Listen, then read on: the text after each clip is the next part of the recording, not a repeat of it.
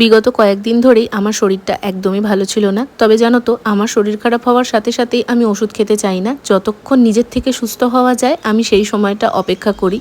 তবে আজকে আর পারছিলাম না, অনেকটা বেশি দুর্বল লাগছিল নিজেকে। সেই জন্য রেডি হয়ে এখন ডাক্তার দেখাতে চললাম। আর যাওয়ার পথে আমি অনলাইনে কাজল সার্চ করছিলাম। তোমরা তো দেখোই আমি কোথাও ঘুরতে গেলে কাজলটা পরি, এমনকি বাড়িতে থাকলেও পরি। মেকআপের মধ্যে কোন প্রোডাক্টটা তোমাদের বেশি পছন্দের কমেন্ট আমাকে অবশ্যই জানিও, আমারও বেশ ভালো লাগবে। অ্যালোপ্যাথি ওষুধের থেকে আমি বেশিরভাগ টাইম হোমিওপ্যাথি ট্রিটমেন্টই করাই। আর আজকেও সেই রকমই ছোট থেকে যেখানে দেখাতাম সেখানেই চলে এসেছি। আমাদের আগে আরো 2-3 জন ছিলেন, তাই জন্য অনেকটা টাইম আমাদের অপেক্ষা করতে হয়েছে। আর আজকে বেশ ভালো গরম ছিল। আমরা এখানে কিছু একটা টপিক নিয়ে প্রচন্ড হাসাহাসি করছিলাম। ওষুধ নিয়ে বাইরে এসে খেলাম একটু ঠান্ডা ঠান্ডা লস্যি। এরপর একটা টোটো ধরে সোজা চলে আসলাম বাড়ির দিকে। আসার পথে আজকে রাস্তায় প্রচন্ড ভিড় ছিল, আসলে কৈলাস ঠাকুর আর হনুমান ঠাকুর নিয়ে যাচ্ছিল। আর কপাল ভালো থাকায় আমাদেরও দর্শন হয়ে গেল।